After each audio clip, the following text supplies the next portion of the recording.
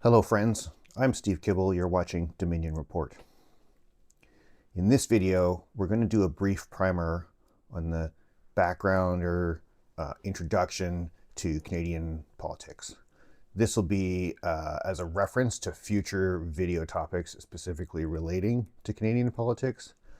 And this will help for those of you who can't really remember your civics or your social study classes, or if you're from another country and you're not familiar with the Canadian parliamentary system, or if you just don't really fully know or understand it. We'll give you some of the fundamentals and go over the basics. If you think you already know this, you could just skip the video and go to the next one, or you could bear with me as while preparing for this video, I actually surprised myself with how much I'd forgotten. So perhaps you might find the same. Canada uses the Westminster parliamentary system, which was adopted for use in Canada from what was at the time England. The federal capital of Canada sits in Ottawa, Ontario.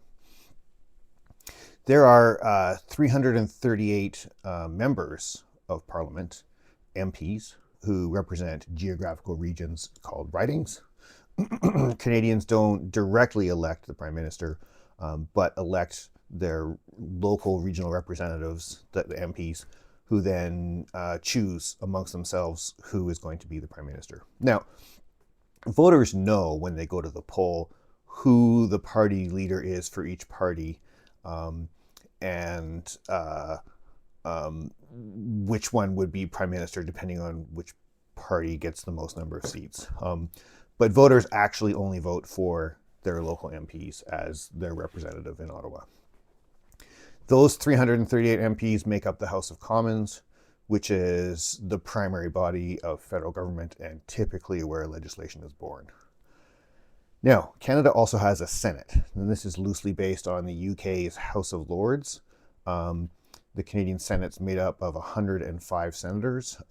They are appointed officially by the Governor General with advice from the Prime Minister, but that's just the official report, the official process. The reality is it's pretty much the Prime Minister who decides. For legislation to become law in Canada, it must pass both the House of Commons and the Senate. But in practice, rarely does the Senate actually override legislation that passes in the House. I want to say it's been maybe a dozen times, if I'm remembering correctly, but please go ahead and fact check me on that.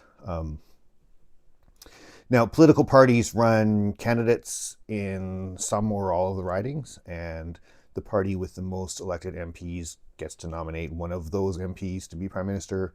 And on some occasions, two parties will gather together in forces to outnumber a third party, and they will elect the leader. Typically, the leader of the larger of those two becomes the Prime Minister. Now, I should note here that Canada is divided into 10 provinces and 3 territories. Each of them has their own provincial or territorial government. Of course, as a country that is both very large and geographically diverse, these regional governments are important to delivering some of the services, some government services that are customized to the specific needs of their citizens. Canada's constitution was originally ratified in 1876, and the constitution, along with the Canadian Charter of Rights and Freedoms, pretty much is what defines Canada as a sovereign country. Canada was born from what was previously known as British North America, or should I say most of Canada was born from British North America because there were numerous factions that came together, British North America being the largest. Canada is a constitutional monarchy.